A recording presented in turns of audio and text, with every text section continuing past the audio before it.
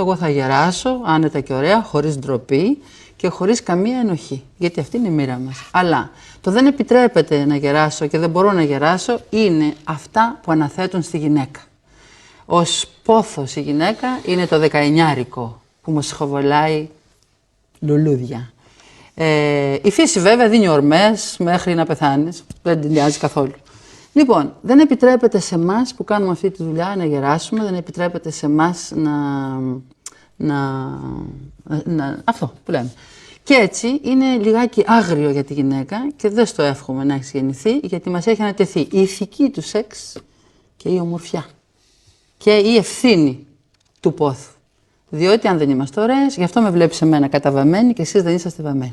Ναι, αλλά πόσες γυναίκες είναι ωραιότερες μετά τα 40? Για μένα η γυναίκα αρχίζει και υπάρχει μετά τα 40. Μα γιατί πρέπει να είμαι ωραία? Εσένα, Φρέντι, μου σου λέει κανείς είσαι ωραίος και αυτά. Πώς να σου πω, δεν είναι τα προσόντα σου. Εγώ θέλω να είμαι γυναίκα άνθρωπος. Δεν θέλω να είμαι όμορφη για να αρέσω. Εγώ θέλω να είμαι για να αρέσω. Κατάλαβες. Αλλά σε μερικές γυναίκες θέλω να πω. Η ηλικία προσέφερε. Άλλο αυτά που λες. Εσύ πας λες ότι πρέπει να είμαστε ωραίες. Εγώ σου λέω γιατί να το έχουμε αναλάβει εμείς αυτό. Και να υπάρχουν ολόκληρες βιομηχανίες οι οποίες ζουν από την ομορφιά μας. Ναι. Κατάλαβες. Και γιατί το κάνει η γυναίκα? Νομίζω ότι εμένα μου αρέσει να βάφομαι? Δεν θέλω καθόλου. Θέλω να έχω την ελευθερία που έχεις εσύ του προσώπου σου. Θέλω να έχω την ελευθερία του κερατιού μου. Δεν την έχω, δεν μου το επιτρέπει κανένας. Όχι μόνο εμένα. Το κάνω. Να, και στόμα έχω άλλο και μάτι έχω βάλει. Και λέω όμως, αυτό δεν θα τελειώσει ποτέ, αυτό το μαρτύριο να είσαι όμορφος.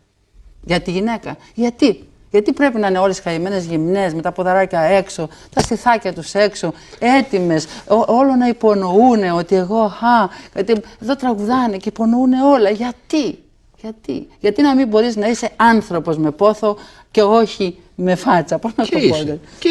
Και πολλές το πετυχαίνουν. Η Ζακλίν Μπισέ, ας πούμε, είναι στην ωραίτερη της ηλικία τώρα και τη βλέπω πριν από 20 χρόνια και δεν μου λέει τίποτα. Οι 20άρες δεν μου λένε τίποτα. Κοίταξε, μπορεί να είσαι ένας προχωρημένος άντρας και να θέλεις παρέα και να θέλεις ανθρώπους. Αλλά εδώ πέρα όμως όλη η γη βγάζει την Sharon Stone και τη φωνάζει και εδώ πέρα για να αγκαλιάσουν τα μάτια των. Εγώ δεν λέω αφού τα έκανε η φύση. Εμένα με τρομάζουν και οι παγοκόφτες, Ειρήνη μου, και δεν είναι η Sharon Stone το είδωλό μου. Με συγχωρείς πάρα πολύ.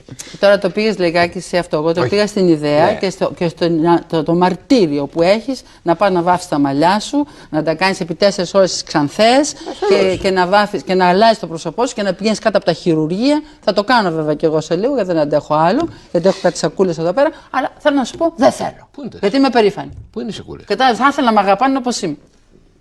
Όπως εγώ αγαπάω τους άλλους. Δεν βλέπω σακούλες και δεν